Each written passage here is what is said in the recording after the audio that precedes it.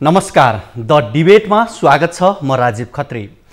Corona भाइरसबाट नेपालमा संक्रमित हुनेको संख्या 38,000 नाग्दा मृत्यु हुनेको संख्या 221 पुगेको छ। अर्थात् यो संख्या पछिल्लो केही दिनमा रफ्तारले बढिरहेको छ। त्यति मात्र नभई मृत्यु हुनेको संख्या भदौ यता मात्रै 100 ले बढेको छ। उता संक्रमितको संख्या 11,000ले उक्कालो लागेको छ। सरकारी तथ्याङ्क हेर्दा केही सातापछि बल्ल काठमाडौँ उपत्यकामा विगत 24 घण्टामा 429 संक्रमित फेला परेका छन्। तर यो निषेधाज्ञाको उपज भने होइन। देशभर 12,000 बढीको परीक्षण गर्दा उपत्यकामा 429 देखिएको छ। यसरी हेर्दा पछिल्लो समय नेपालमा कोरोना संक्रमितको संख्यासँगै मृत्युदर बढ्दै गएको छ। संक्रमण बढेसँगै स्थानीय प्रशासनले लकडाउनको अर्को स्वरूप निषेधाज्ञा जारी गरेको छ। तर संक्रमण फैलिने क्रम रोकिएको छैन। कोरोना संक्रमण नियन्त्रणका लागि नेपालले गरिरहेको प्रयास पर्याप्त छ? हामीले अब के गर्नुपर्छ? खोप र औषधिको सम्भावना के कस्तो छ? लगायतका विषयमा कुराकानी गर्दैछौँ। हामीसँग हुनुहुन्छ जनस्वास्थ्यविद डाक्टर रविन्द्र पाण्डे र मुटुरोग विशेषज्ञ डाक्टर ओम मूर्ति अनिल। यहाँहरू दुवैजनालाई स्वागत छ। धन्यवाद। नमस्कार। हजुर, म सबैभन्दा पहिला डाक्टर रविन्द्र पाण्डेतर्फ लाग्छु। म यो कोरोना संक्रमणको ग्राफ असारको अन्तिम साता घटेको थियो, अहिले फेरि संक्रमण बढ्दै गएको छ। किन यस्तो भइरहेको? यसले देखाएको सङ्केत के हो? खास गरी चाहिँ नेपालमा जुन पहिलो पटक संक्रमितको संख्या 18,000 सम्म पुग्यो, त्यो बेलासम्म चाहिँ इन्डियाबाट आएको अधिकांश चाहिँ 95% चाहिँ इन्डियाबाट नेपाल आउनेहरूमा थियो। र उहाँहरू धेरै दिन लगाएर इन्डियाबाट नेपाल आउनुभयो। त्यसपछि नेपालमा पनि बोर्डरमा क्वारेन्टाइन बस्ने, टेस्ट गर्ने गर्दाखेरि उहाँहरूले अरूलाई सार्ने अवधि गुज्रिसकेको थियो। त्यसरी उहाँहरू गाउँमा जाँदाखेरि गाउँमा चाहिँ समुदायमा संक्रमण फैलिन पाएन। र असारको तेस्रो हप्तादेखि जुन भारतको बिहार, पश्चिम बङ्गाल र उत्तर प्रदेशमा संक्रमणको चाहिँ एकदमै हाई स्केलमा बढ्यो। त्यसपछि जुन सीमावासीबाट वारपार हुँदाखेरि अथवा इन्डियाबाट नेपाल दैनिक हजारको सङ्ख्यामा चाहिँ आइरहेको डाटा छ अहिले पनि। त्यसले गर्दाखेरि के भयो भने ठ्याक्कै बिहार, युपी र पश्चिम बङ्गालमा जुन किसिमको चाहिँ संक्रमण देखिएको छ लक्षणयुक्त, त्यो खालको संक्रमण चाहिँ नेपालमा भित्रियो। र हामीले चाहिँ सिमानालाई टाइट गर्न सकेनौँ। त्यसपछि अन्तरप्रदेश, अन्तर्जिल्ला सिमानालाई व्यवस्थित गर्न सकेनौँ। त्यसले गर्दाखेरि यो संक्रमण चाहिँ बिस्तारै चाहिँ समुदायमा चाहिँ प्रवेश गर्यो। पहिले चाहिँ समुदायमा प्रवेश नगरेको हुनाले मृत्युदर चाहिँ एकदम कम भयो। त्यो बेला चाहिँ सिरियस हुने को सङ्ख्या पनि एकदमै कम थियो, किनकि बाहिर काम गर्ने भनेको 20 देखि 50 वर्ष उमेरको एक्टिभ एजको मान्छेहरू हुनुहुन्थ्यो। र अहिले चाहिँ के छ भने कम्युनिटीमा प्रवेश गरिसकेको हुनाले अहिले चाहिँ हामीहरूको चाहिँ जस्तो दीर्घ बिरामीहरू, त्यसपछि ज्येष्ठ नागरिकहरू र कुनै चाहिँ सानो उमेरकै पनि जसलाई चाहिँ विभिन्न किसिमका रोग थिए तर त्यो डायग्नोसिस भएको थिएन, त्यो वर्गमा पसेको हुनाले मृत्युको दर पनि बढ्दै गयो भने संक्रमितको सङ्ख्या पनि बढ्दै गयो। डाक्टर अनिल, जसरी यो अन्य देशमा संक्रमणका कारण भट्टाभट मानिसहरू मरिरहँदा नेपालमा करिब 98% लक्षण थिएन, तर पछिल्लो चरणमा लक्षण भएका संक्रमितसँगै मृतकको सङ्ख्या पनि बढेको छ। के कारणले यस्तो भयो? कतै यसको स्वरूप परिवर्तन भएको हो कि भन्ने पनि सुनिन्छ। यहाँको अध्ययनले के देखाउँछ?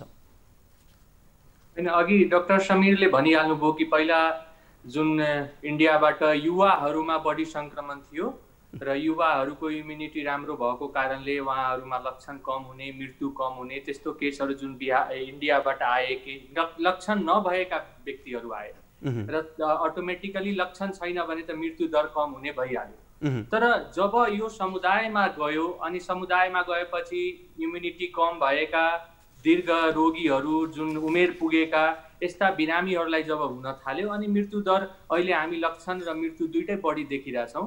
तर यहाँ बुझ्नुपर्ने पोइन्ट के छ भने यो कुरा हामी सबैले स्वीकार गर्नुपर्छ कि जुन बेला लक्षण नभएका व्यक्तिहरूको सङ्ख्या बढी थियो अनि हामी के भन्न थाल्यौँ भने नेपालीलाई कोरोना लाग्ने कि त लाग्दैन, लागेपछि लक्षण हुँदैन, लक्षण भए नि मृत्यु हुँदैन भने भ्रममा हामी फस्यौँ। सबै कुरा थाहा हुँदै पनि कि समाजमा आयो भने मृत्युदर बढ्छ भनेर सबैजनाले चर्चा गरेकै विषय हो। तापनि लकडाउन जब खुल्यो त्यसपछि 2 महिना भनौँ जुन हिसाबले हाम्रो व्यवहारमा परिवर्तन भयो, डर घट्दै गयो, व्यक्तिको सजगता घट्न थाल्यो र त्यसको कारणले समुदायमा जब फैलिन थाल्यो त्यसको अहिलेको रिजल्ट त्यही रिजल्ट मलाई लाग्छ त्यही गल्तीको नतिजा अहिले हामी देखिरहेछौँ।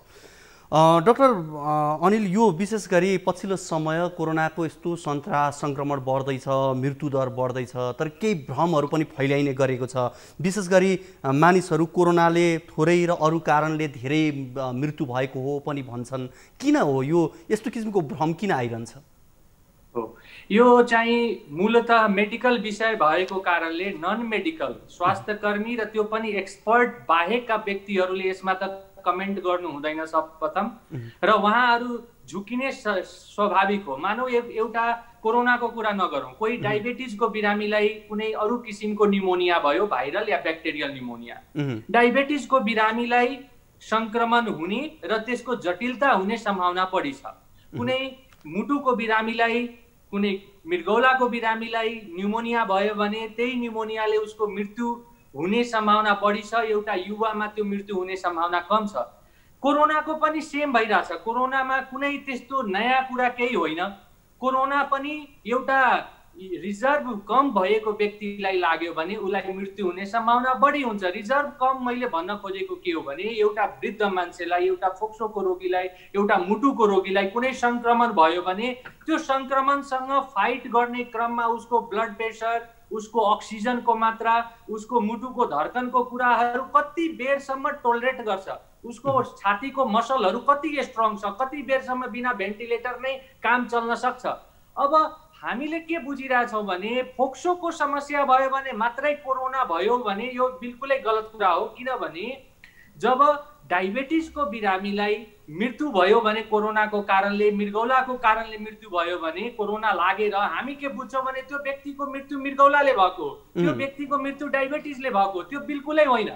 किनभने डायबिटिज एउटा कन्ट्रिब्युटिङ फ्याक्टर मात्रै हो, मृत्यु त्यसलाई कोरोनाको कारणले भएको हो। अब यसमा मान्छेले के एउटा अर्को भ्रम फैलाइरहेछन् भने कोरोनाको व्यक्तिलाई हार्ट एट्याक भयो भने, कोरोनाको व्यक्तिलाई एक्सिडेन्ट भयो भने, कोरोनाको व्यक्तिले सुसाइड गर्यो भने त्यो कोरोनाले भएको भन्ठान्छन् भने त्यस्तो बिल्कुलै होइन। त्यो कोरोना पोजिटिभ हुँदैमा अरू कारणले मृत्यु भयो भने कोरोनाको मृत्युमा त्यसलाई काउन्ट गर्न मिल्दैन।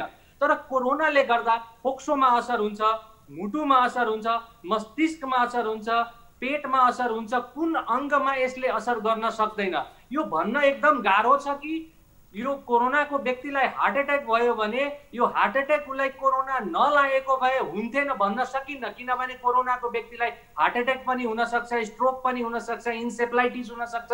अहिलेसम्म जति पनि जर्नलमा हामीले रिपोर्टहरू देखिरहेछौँ कोरोनाले जस्तो खाले प्रब्लम पनि ल्याउन सक्छ भने मृत्यु भएपछि WHO को मापदण्ड अनुसार त्यसलाई अहिलेको लागि कोरोना पोजिटिभमा यो मृत्यु भएको। एउटा अर्को कुरा पनि यहाँ भन्न जरुरी छ कि सरकारबाट जुन सूचना भइरहेछ वा हामीले मिडियामा जुन कुरा तपाईहरूले लेखिरहनु भएको छ, कोरोना संक्रमित भएको व्यक्तिको मृत्यु भयो, तर कज अफ डेथ जब हामी मेडिकल सर्टिफिकेट बनाउँछौँ, डेथ सर्टिफिकेट कुनै व्यक्तिको, कज अफ डेथ भनेको प्राइमरी कज के हो, त्यसपछि कन्ट्रिब्युटिङ फ्याक्टरहरू आउँछ।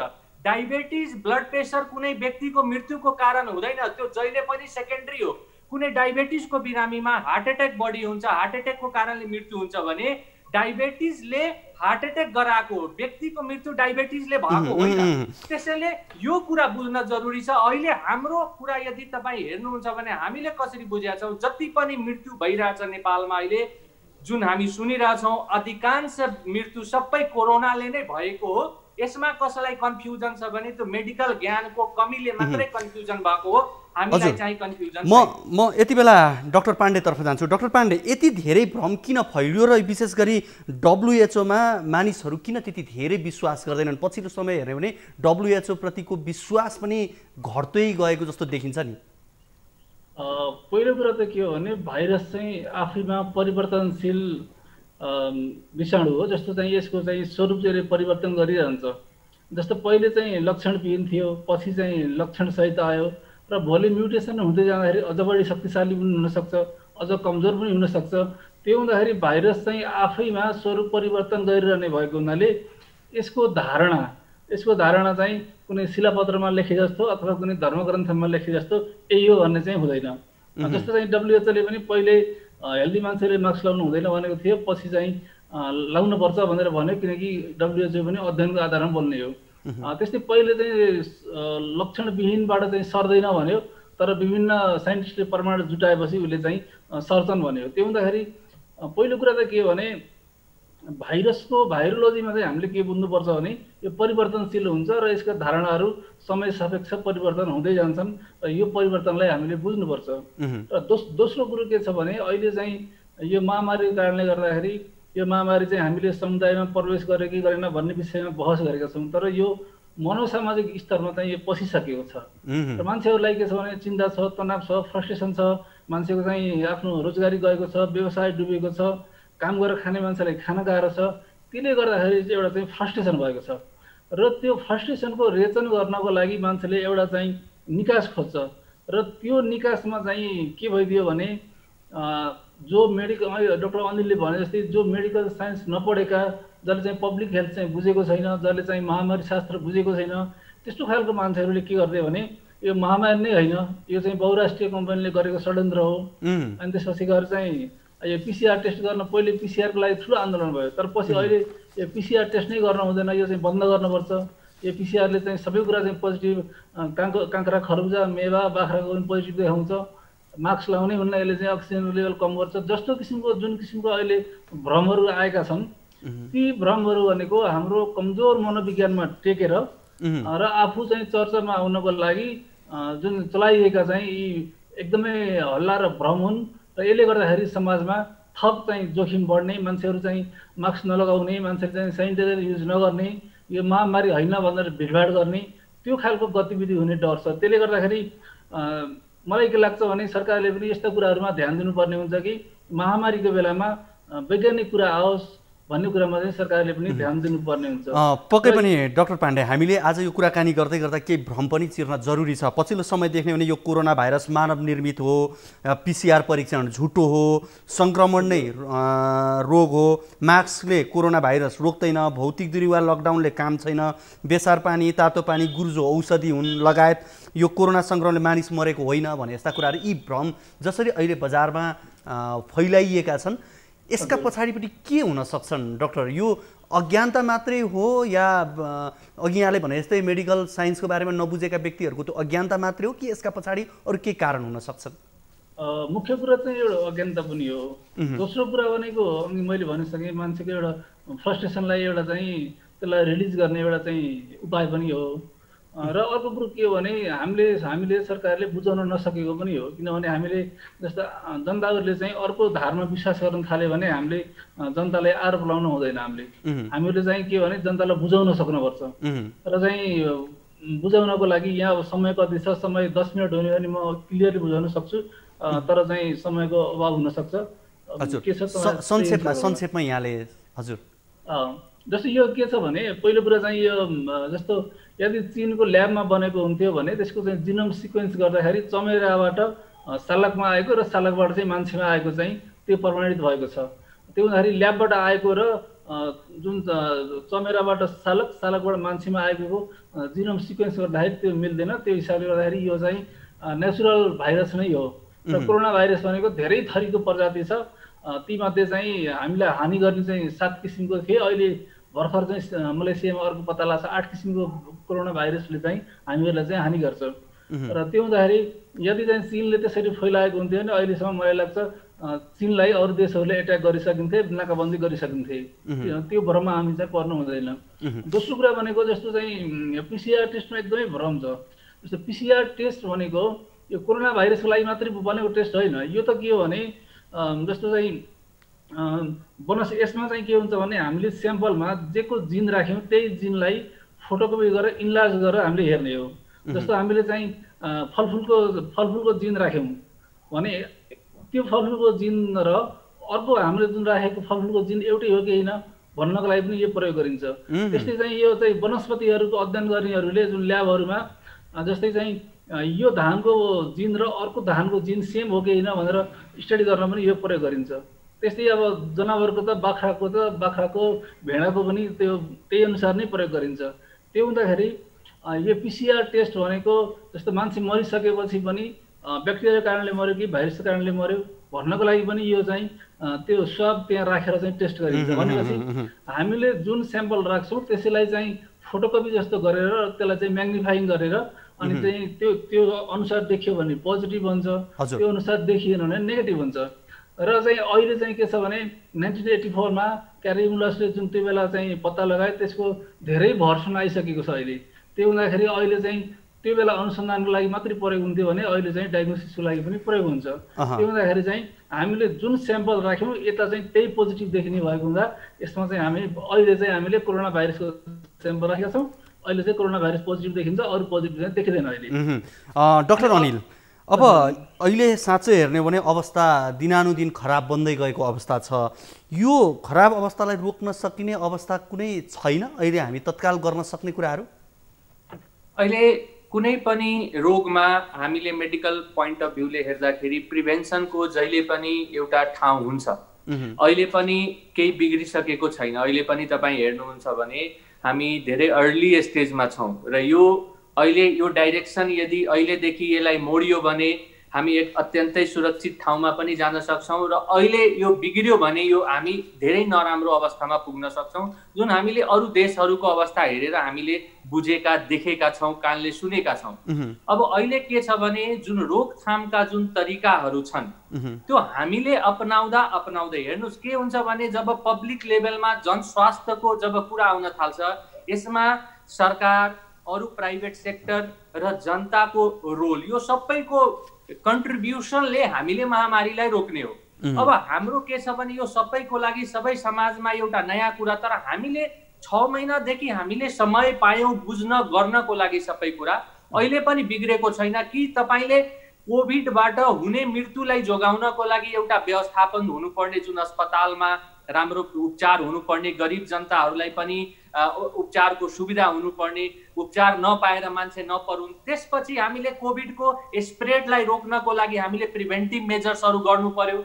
अर्को कुरा जुन नन कोभिड रिलेटेड बिरामीहरू छ उहाँहरूको उपचारको कुरा गर्नु पर्यो र त्यसपछि सोसियो इकोनोमिक इम्प्याक्ट जुन अहिले कोभिडको कारणले देशमा पडिरहेछ, जनतामा पडिरहेछ, त्यसको लागि केही उद्धारका सामग्रीहरू, कसैलाई खाना पुगेको छैन भने खाना दिनु पर्यो, रोजगारी दिनु पर्यो, विभिन्न किसिमको जुन हेल्पहरू प्रत्येक सेक्टरबाट हुनुपर्ने त्यो चाहिँ कोभिड अगाडि हामी चाहिँ धेरै पछाडि भएको जस्तो आभास सबैलाई जुन भइरहेछ आजको दिनमा, यो रफ्तारले कोरोनालाई हामीले रोक्न सक्छौँ जस्तो सम्भावना हामी कम देखिरहेछौँ अहिलेको अवस्थामा।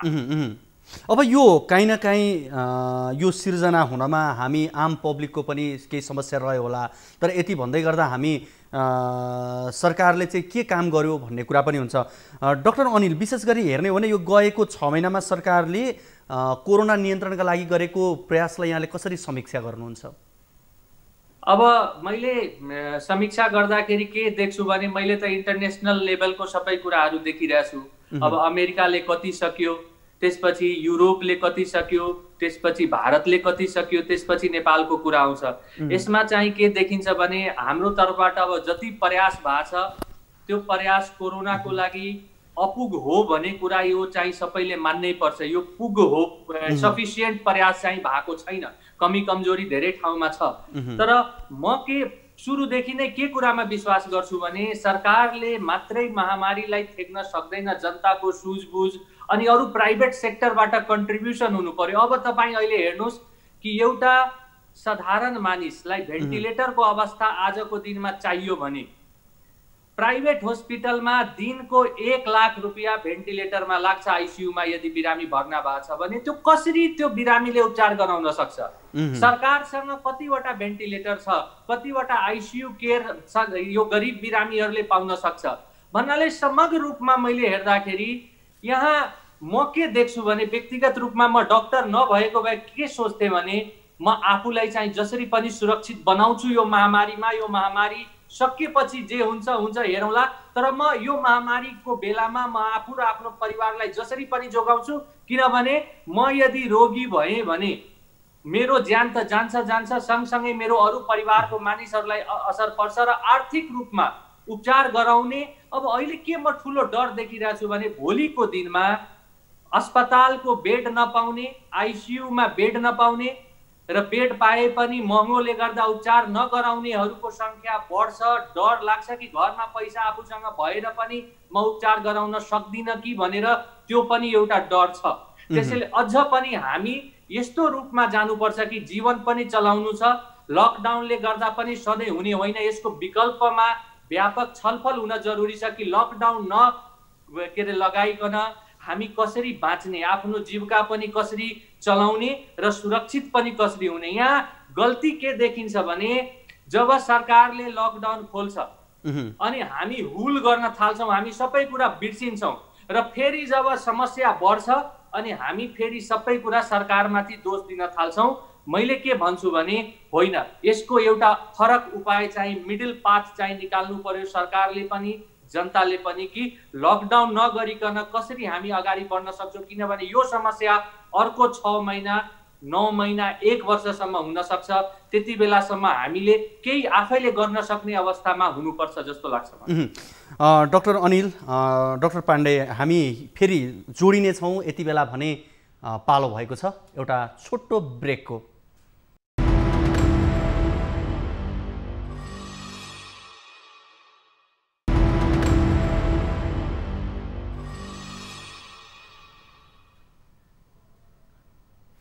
द डिबेटमा यहाँहरूलाई पुनः स्वागत छ। दर्शकवृन्द, हामी कोरोनाको सन्तास र सङ्क्रमण बढेसँगै यसमा उब्जिएका विभिन्न प्रश्न, जिज्ञासा, अभिव्यक्तिका सन्दर्भमा रहेर कुराकानी गरिरहेका छौँ। हामीसँग हुनुहुन्छ जनस्वास्थ्यविद डाक्टर रविन्द्र पाण्डे र मुटुरोग विशेषज्ञ डाक्टर ओम मूर्ति अनिल। म यति बेला डाक्टर पाण्डेतर्फ जान्छु। डाक्टर पाण्डे, हामीले विशेष गरी यो पछिल्लो समय प्रशासनिक विशेष गरी राज्यको तर्फबाट भइरहेका कुराहरूमै केन्द्रित रहेर कुराकानी गऱ्यौँ र अहिले स्थानीय प्रशासन मार्फत भइरहेको निषेधाज्ञा एउटा लकडाउनको अर्को स्वरूपको रूपमा रहेको छ। यो के पर्याप्त छ?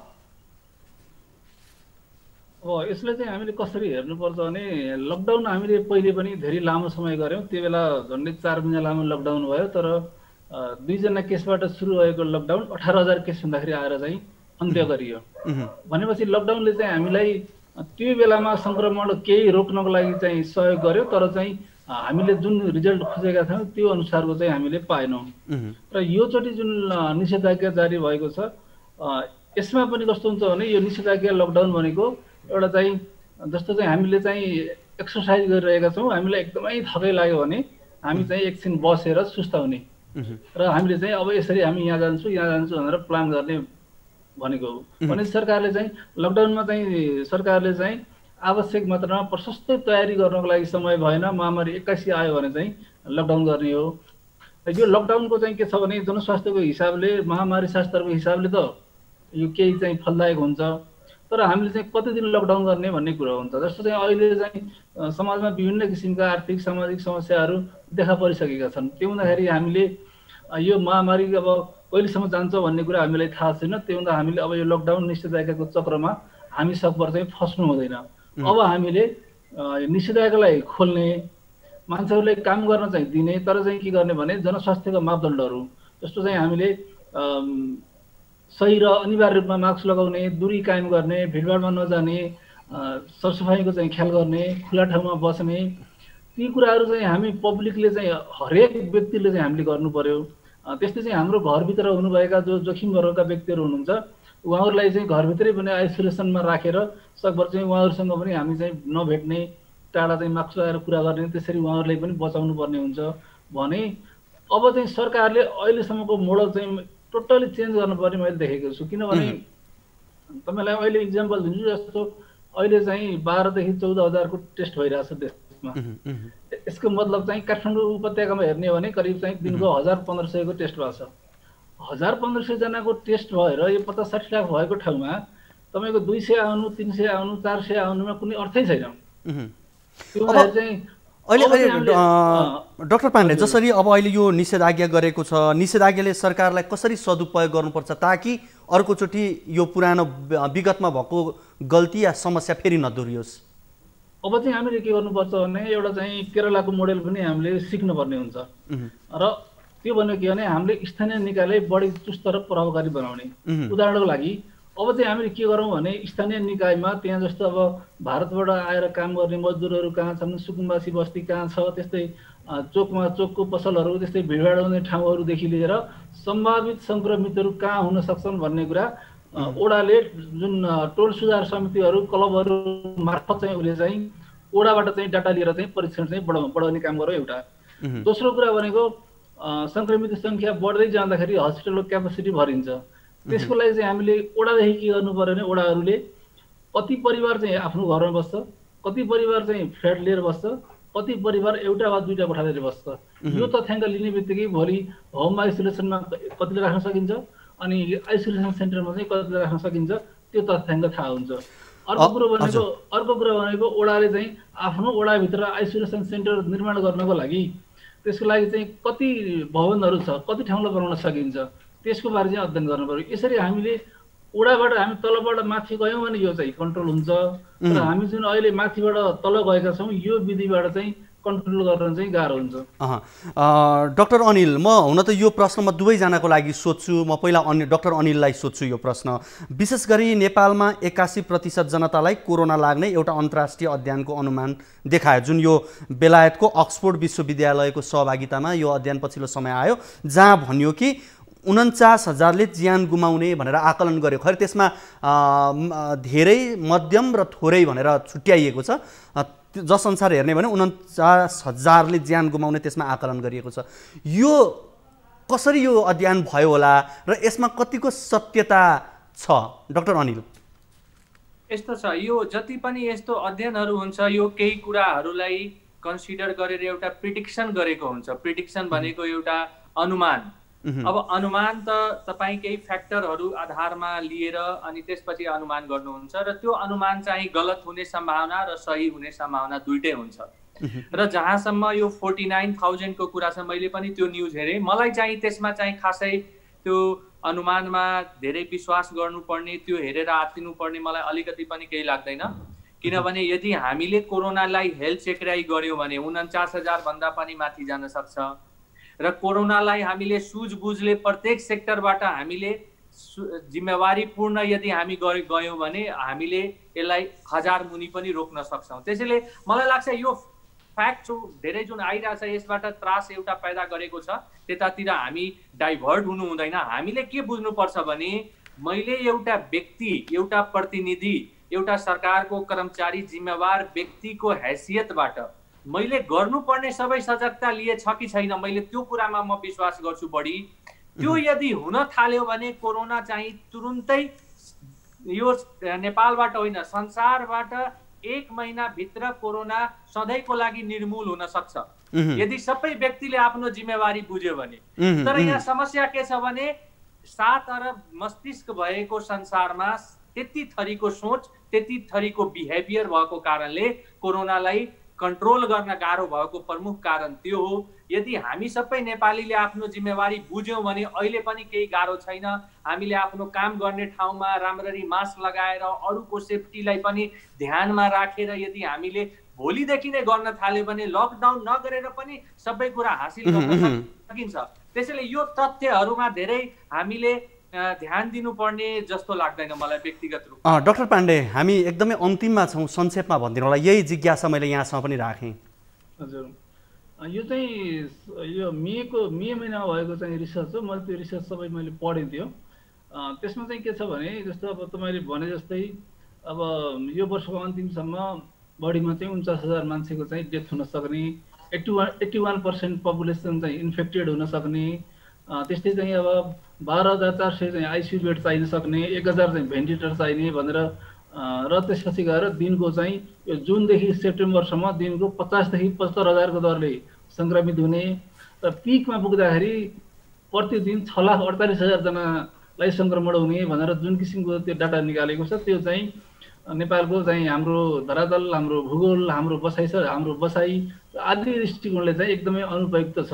र अर्को कुरा भनेको के छ भने त्यो चाहिँ त्यो बेला स्पेन र इटलीमा जुन किसिमको महामारी चलेको थियो त्यो महामारीको डाटालाई चाहिँ नेपालको चाहिँ डाटामा राखेर जुन किसिमको चाहिँ अध्ययन गरेर एउटा निचोड निकालियो त्यो चाहिँ हामीसँग मिल्दो छैन। किनभने हामीको 81% सङ्क्रमण हुने कुनै सम्भावनै छैन। हामीको चाहिँ हिमाल पहाडहरूमा चाहिँ टाढा छरिएका बस्तीहरू छन्, तराईका गाउँहरूमा पनि टाढा छरिएका बस्तीहरू छन्। हाम्रो सामूहिक बसाइ छैन, हामी चाहिँ सामूहिक रूपमा काम गर्ने प्रणाली हाम्रो छैन। त्यो हिसाबले गर्दाखेरि पनि हामी त्यति धेरै सङ्क्रमित पनि हुँदैनौँ। नेपालमा त्यति धेरै मृत्यु पनि हुँदैन। र त्यो जुन डाटा छ त्यो चाहिँ अब कुन उद्देश्यले निकालिएको हो, जस्तो अन्तर्राष्ट्रिय चाहिँ एजेन्सीहरूका विभिन्न किसिमका उद्देश्यहरू हुन्छन्, त्यसले गर्दाखेरि त्यो एकदम भ्रमपूर्ण छ र त्यो सत्य छैन। त्यसमा हामीले कति पनि विश्वास गर्नु हुँदैन। दोस्रो कुरा भनेको हामीले जनस्वास्थ्यका मापदण्ड राम्रोसँग अपनायौँ भने हामीले मृतक र सङ्क्रमितको सङ्ख्या धेरै घटाउन सक्छौँ। हस्, यहाँहरूको यो महत्त्वपूर्ण समय र संवादको लागि यहाँहरू दुवैजनालाई धेरै धेरै धन्यवाद। हस्, यहाँलाई पनि धेरै धन्यवाद। दर्शकवृन्द, आज हामीले कुराकानी गऱ्यौँ कोरोनाको सन्तास र सङ्क्रमण फैलिएसँगै विभिन्न किसिमका भ्रमहरू देखिएका छन्। त्यो भ्रमलाई हामीले कम्तीमा चिर्ने प्रयास आज गरेका छौँ। हामीसँग हुनुहुन्थ्यो जनस्वास्थ्यविद डाक्टर रविन्द्र पाण्डे र मुटुरोग विशेषज्ञ ओम मूर्ति अनिल। आजको कार्यक्रमको निर्धारित समय सकिसकेको छ। हवस् त, नमस्ते।